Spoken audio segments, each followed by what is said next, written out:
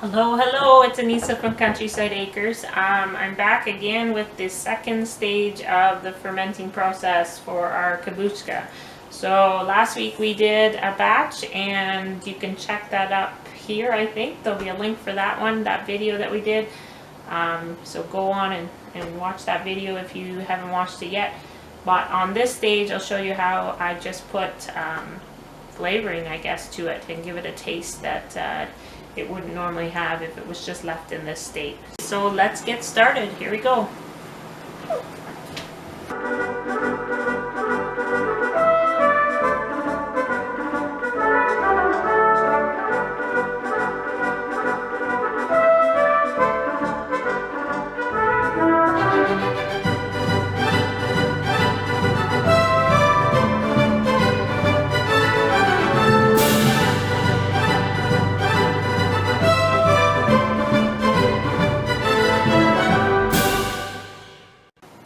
So my ingredient list is a little bit of honey. I have about 1 cup of honey.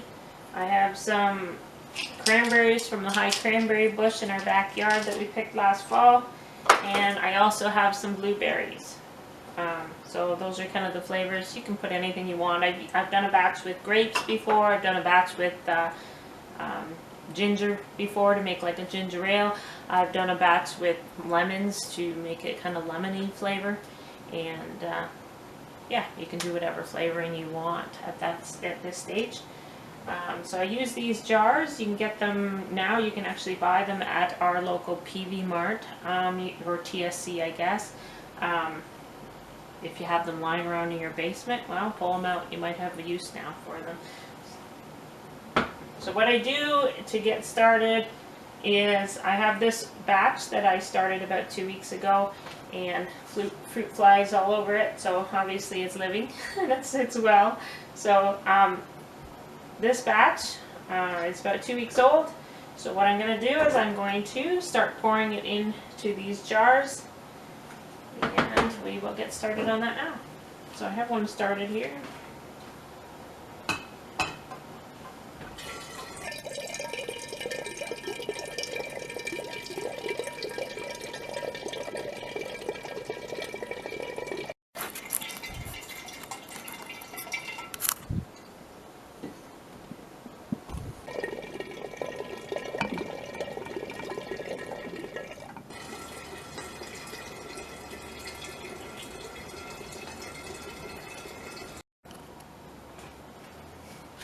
Okay, so there you go. You can see some of the bubbles bubbling in the jar right here. That's the fermenting and the bubbly that I was talking about in the other video.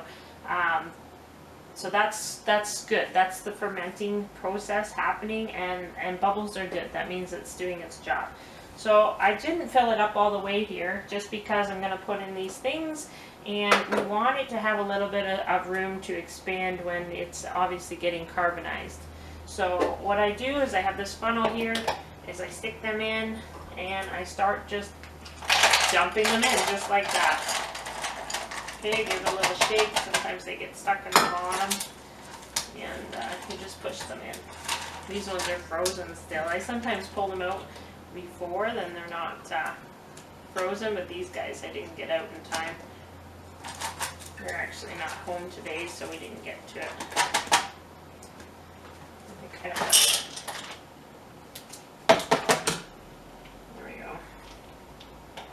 Alright, let's try this again. There we go, much better. So you just put in whatever flavoring you want, whatever fruits. There it goes. Now in this stage we're actually fermenting these fruits, and that's what causes it really to get carbonized in this stage. So with these blueberries, I might not put them all in, but kind of gives you an idea.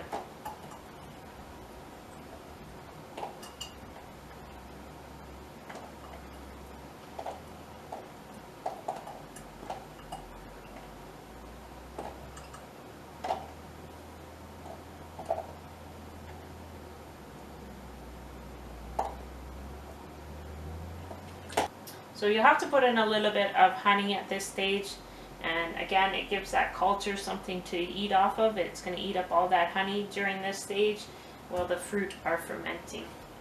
So I don't think I would use all the honey this time. I just think I'm going to use about half a cup, just because I have 2 jars that I was going to do.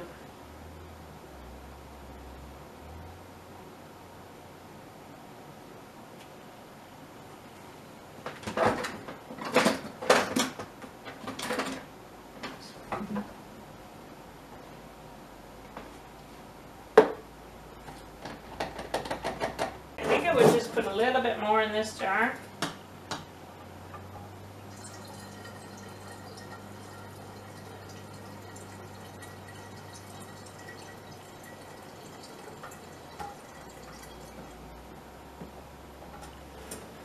You can already see that it's starting to change color. It's a little bit darker than what it was in this one, right?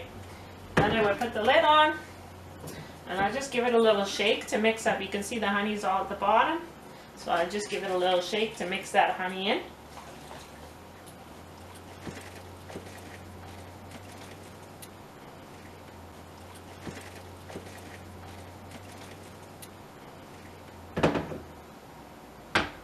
And that's that. You can again see the bubblies. So I would leave this for about 3 days on the counter, just as is, just like that. Doesn't have to be covered, nothing. Leave it like this. Do not open it. You need it to carbonize. And then in 3 days, I would open this up. Make sure you open it over the sink because it's going to be really bubbly. If you leave it longer than 3 days, this lid actually starts to bulge. So definitely 3 days is the max on these jars. You don't want it to explode on you. After 3 days of it sitting on the counter and it's already done, it's fermenting of the fruit at this point. What you want to do is you want to get a strainer and a jug of sorts and just pour it in through the strainer into the juice jug. Then just stick it in the fridge, and then at that point you can either add a little bit of honey if you want it a little bit sweeter, or you can just drink it as is. We normally just leave it and drink it as is. For the younger children, what I do is I just water it down just a bit because it's really acidy tasting and it might be a little hard on their tummy when they first start drinking it.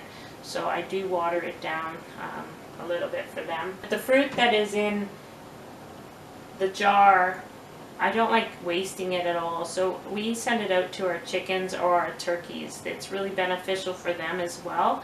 It helps with parasites and also building their immune system. So they get the fruit, or sometimes our children will eat the fruit as a snack since it is fermented at this point and really good for them.